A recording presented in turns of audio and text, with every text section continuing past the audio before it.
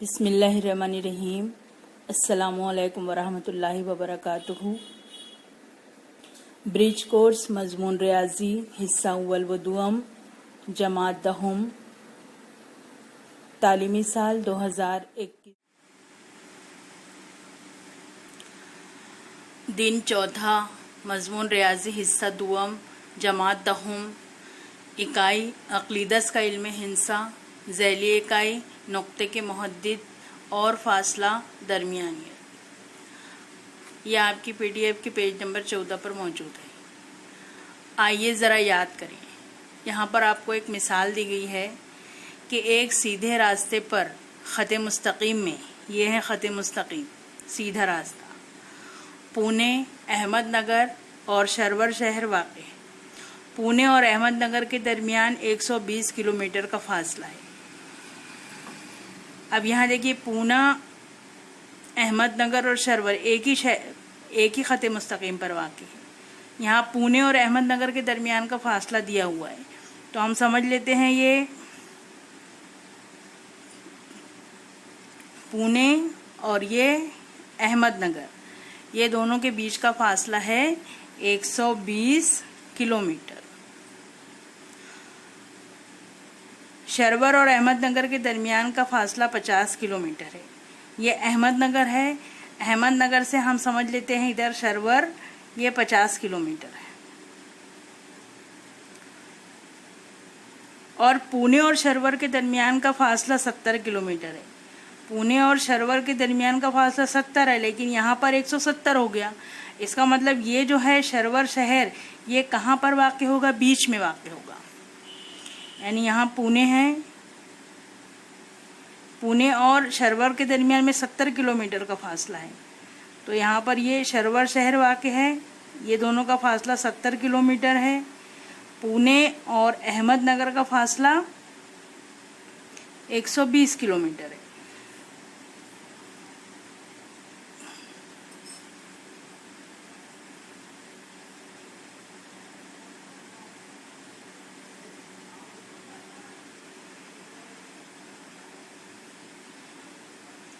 अहमदनगर और शरवर शहर के दरमियान का फासला आ गया 50 किलोमीटर।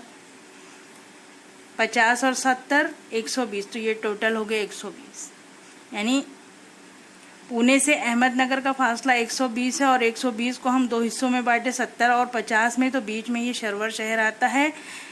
पुणे से शरवर का फासला 70 किलोमीटर है और शरवर से अहमदनगर का फासला 50 किलोमीटर है। सवाल पूछा है कौन सा शहर किन दो शहरों के दरमियान में वाक़ है? तो शरवर शहर पुणे और अहमदनगर के दरमियान में वाक़ है। तो हम यहाँ क्या लिखेंगे? शरवर शहर पुणे और अहमदनगर के दरमियान वाक़ है।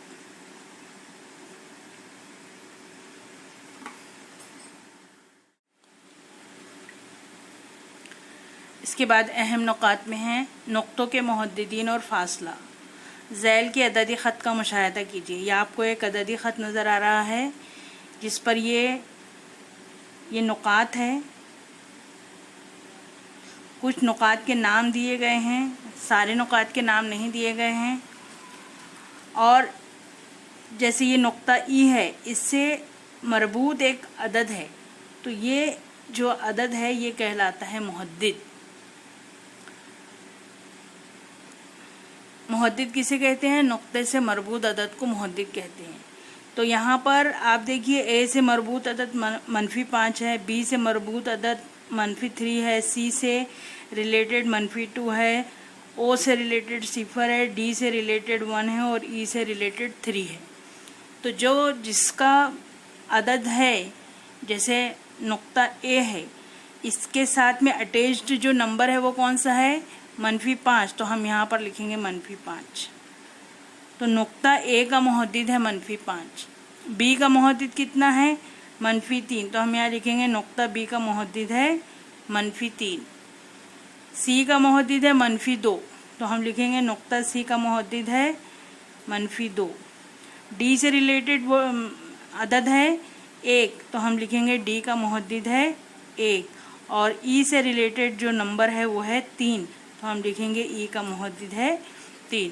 तो इस तरह से अददी ख़त से हम नुक्ता और उसके मुहद्दिद मालूम कर सकते हैं। दो नुकात का दरमियानी फासला यानी क़िता ख़त की लंबाई। यहाँ से जैसे ये ए है और बी है, ए और बी का दरमियानी फासला कितना है ये मालूम करना है। अगर अददी ख़त है तो अददी ख़त की मदद से हम आसानी से मालूम कर सकते हैं। जैसे ए और बी का दरमियानी फासला कितना है, 1 और 1 2। ए और सी का दरमियानी फासला कितना है, 1 2 3। ए और डी का दरमियानी फासला कितना है, 1 2 3 4 5 6। ए और ई का दरमियानी फासला कितना है, तो 1 2 3 4 5 6 7 8। अददी ख़त की मदद से हम बआसानी बता सकते हैं कि दो मुहद्दिद के दरमियान का फासला कितना है। फासला कभी भी गैर मनफी हकीकी अदद होगा, प्लस में आएगा, हमेशा माइनस में नहीं आएगा। जैसे यहाँ पर देखिए 1 2 3 4 5 6 7 8, तो डिस्टेंस ए ई को हम लिखेंगे 8। इधर से गिने आप चाहे इधर से गिने, फासला और लंबाई जब लेना है तो वो गैर मनफी हकीकी अदद होगा, यानी पॉजिटिव होगा, मस्बत अदद होगा। दरमियानी फासले का इजहार, जैसे हमने देखे थे नुक्ता ए और नुक्ता डी का दरमियानी फासला। इसको अगर हमको जाहिर करना है तो हम उसको इस तरीके से लिखेंगे, डिस्टेंस ए कॉमा डी। फासला जो होता है वो लंबाई होता है, तो इसको अगर हम लंबाई में जाहिर करना चाहें तो हम जब लेंथ लिखेंगे तो यहाँ पर इस तरह से ए बी लिखेंगे, इसके बीच में कॉमा नहीं डालेंगे, ये ध्यान में रखें। ज़ाब्ता क्या है, दरमियानी फासला बराबर इस तरफ से आपको लेना है, बड़ा मुहद्दिद मनफी छोटा मुहद्दिद।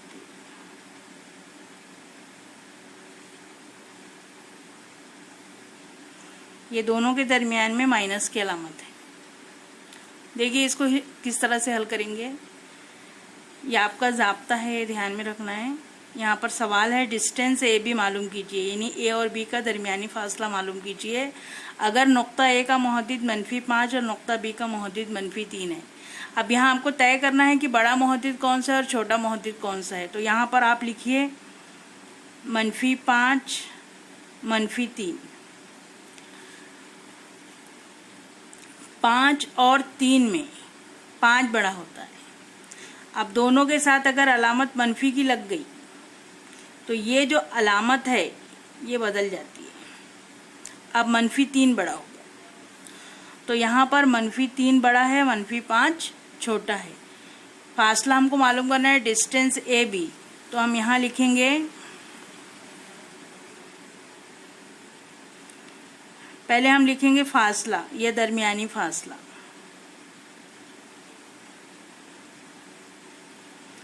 बराबर बड़ा मुहद्दिद मनफी छोटा मुहद्दिद। अब जो मालूम करना है वो है डिस्टेंस ए बी, तो यहाँ लिखेंगे डिस्टेंस ए बी। बड़ा मुहद्दिद कितना है, -3। मनफी छोटा मुहद्दिद कितना है, -5। -3 मनफी मनफी मस्बत, 3 और 5 का फ़र्क 2, बड़ी अदद के सामने की अलामत। जब अलामत मुख्तलिफ होती है तो दोनों का फ़र्क लेके बड़ी अदद के सामने की अलामत लिखते हैं, और अगर दोनों में यकसा अलामत है तो अलामत के साथ वो अदद जमा हो जाता है। जैसे यहाँ पर अगर -3 -5 है तो यकसा अलामत है तो ये अदद जमा होगा अलामत के साथ। अगर यहाँ पर +3 +5 है तो ये अदद जमा होगा अलामत के साथ। ये आपको समझाने के लिए।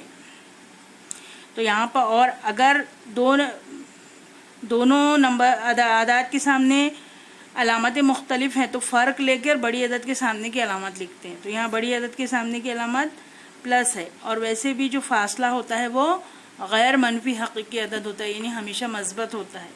तो इस तरह से हम डिस्टेंस ए भी मालूम कर सकते हैं, या दो नुकात का दरमियानी फासला मालूम कर सकते हैं।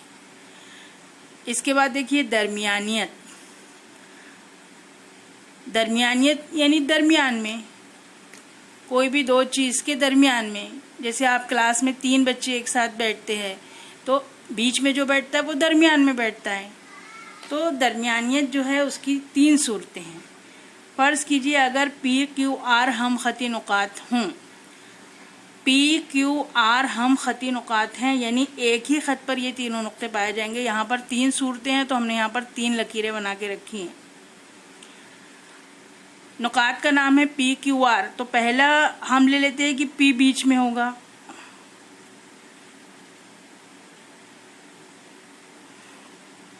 क्यू होगा दरमियान में, बीच में मतलब दरमियान में, फिर हम यहाँ ले लेते हैं आर होगा। ये 3 सूरत होती है, या तो पी दरमियान में होगा, या क्यू दरमियान में होगा, या आर दरमियान में होगा। जब पी दरमियान में होगा तो ये इस तरफ में क्या होगा, क्यू, इस तरफ में क्या होगा, आर। जब ये इस तरह से है तो इसका अलामती इजहार जो होता है वो होता है क्यू पी आर। पहले हम लिखेंगे क्यू, फिर लिखेंगे पी, और फिर लिखेंगे आर, और ये दोनों तीनों के बीच में ये डैश की अलामत। इसका मतलब होता है कि क्यू पी आर हम ख़ती नुकात हैं, इस तरह से कि क्यू और आर इख्तितामी नुकात है और पी जो है दरमियानी नुक्ता है। तो यहाँ पर हम बयान में क्या लिखेंगे,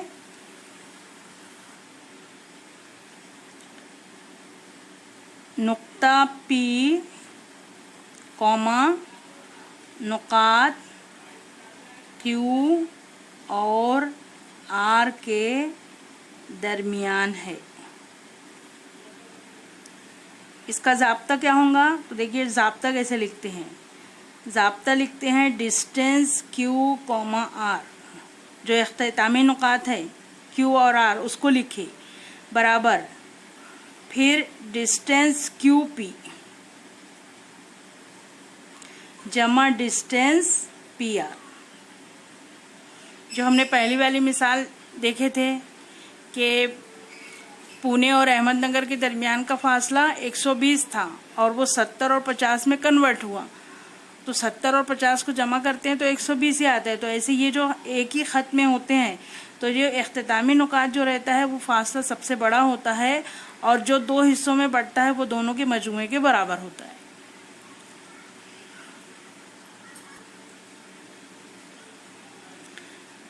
यहाँ पर Q जो है वो दरमियान में है, तो अब बचा गया P और बचा R। ये फासला कम ज़्यादा हो सकता है, कैसा भी हो सकता है।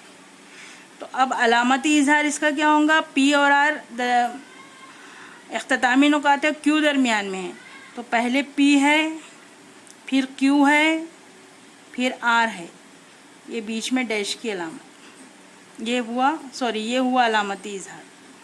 बयान क्या होगा, नुक्ता Q नुकात P और R के दरमियान है। अब इसका ज़ाब्ता क्या होगा, डिस्टेंस पी आर बराबर डिस्टेंस पी क्यू जमा डिस्टेंस क्यू आर।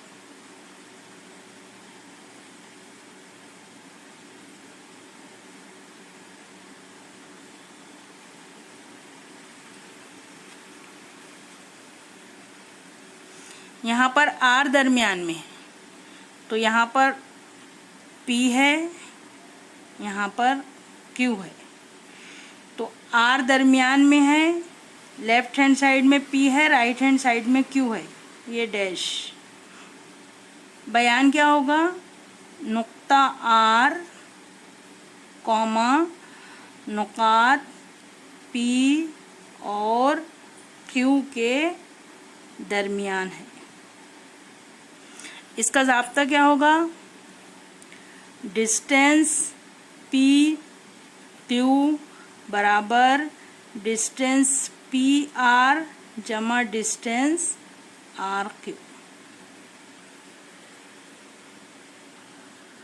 अब जो हमारी पहली वाली मिसाल थी उसमें पुणे, अहमदनगर और शरवर, इसका फासला कितना है 70, इसका फासला कितना है 50, ये पूरे का फासला कितना है 120। अब देखिए इसको हम लिखेंगे कैसे, PSA, ये एक ही खत में है तो इसको हम पहले अलामती इज़हार इस तरह से लिखेंगे, PSR यानी शरवर शहर पुणे और ए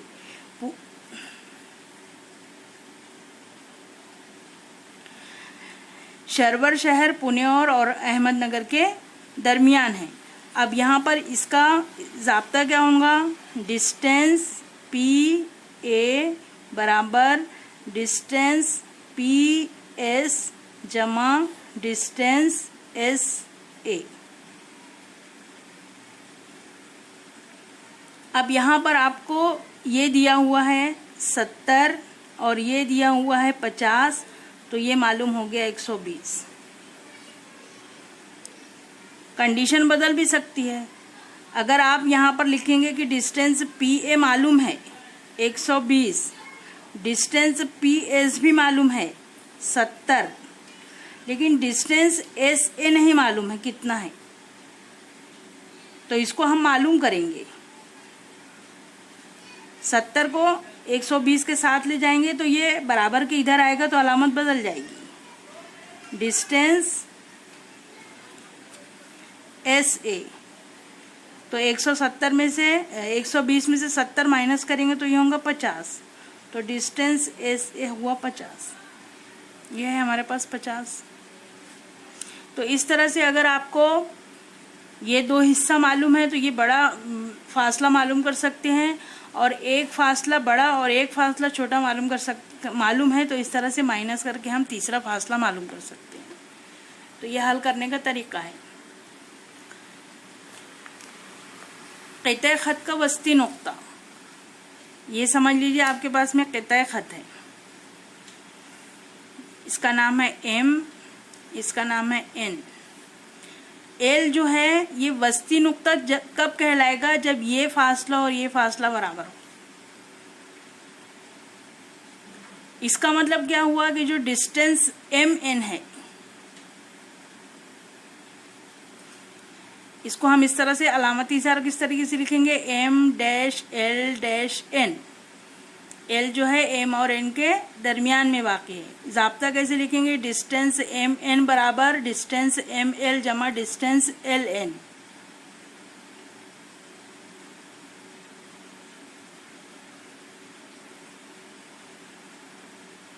अब फर्ज कर लीजिए ये फासला भी x है और ये फासला भी x है, तो ये हो गया 2x, यानी जो डिस्टेंस MN है इसका डबल होता है, चाहे ये फासला दिया जाए चाहे ये फासला दिया जाए उसका डबल होगा डिस्टेंस MN।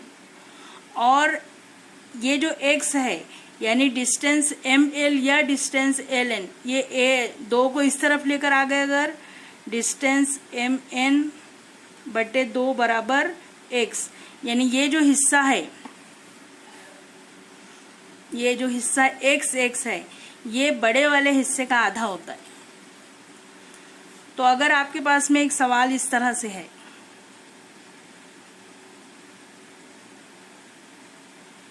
PQR, ये जो अलामत यकसा दिखाई जाती है इसका ही मतलब होता है कि Q जो वस्ती नुक्ता है, Q वस्ती नुक्ता है। और अगर आपको दिया हुआ है कि डिस्टेंस PR बराबर 10, तो डिस्टेंस PQ बराबर मालूम कीजिए। PQ यानी छोटा हिस्सा मालूम करना है, तो हम लिखेंगे डिस्टेंस PQ जो है वो आधा है डिस्टेंस PR का, बड़े वाले हिस्से का आधा है, तो हम 1/2 ज़रब 10 लिखे तो ये हमारा जवाब आ गया 5। अगर डिस्टेंस PQ 5 है तो ये भी हिस्सा 5 हो जाएगा।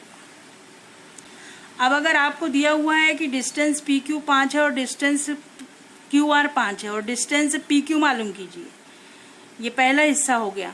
दूसरे हिस्से में अगर आपको इस तरह से पूछा गया कि डिस्टेंस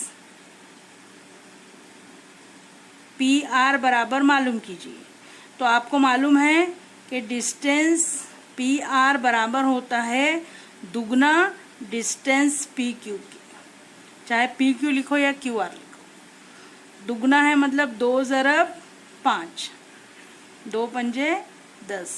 तो इस तरह से अगर दरमियानी नुक्ता है तो उसको हम हल इस तरह से करते हैं। तो इसमें ये वस्ती नुक्ता हल करने का है, क़िता ख़त का वस्ती नुक्ता किस तरह से हल करते हैं मालूम करते हैं। उसके बाद ये जो आपको दिया हुआ था, जो हमने इसको हल किए, दरमियानी फासला अगर है तो इस तरह से मालूम कर सकते हैं। और ये जो 3 मुतबादिलात है तो इसको भी हम 3 मुतबादिलात पर अगर हमको बात करना है तो इस तरह से हम 3 खतूत बनाकर जो 3 नुकात हैं उनमें से ये जो है यहाँ पर दिया हुआ है हम खती नुकात की जो तादाद 3 है, तो पहले इसको दरमियान में रखेंगे, फिर इसको दरमियान में रखेंगे, फिर इसको दरमियान में रखेंगे और इस तरह से हम इसकी ये मसावात ज़ाब्ता बना सकते हैं। ज़ाब्ते के बाद हल करने का तरीका हमने आपको बता दिया। तो इस तरह से नुक्ते के मुहद्दिद और फासला और दरमियानियत हमने आज इसकी वजाहत की। चौथे दिन का ये जो कोर्स था ये मुकम्मल हुआ।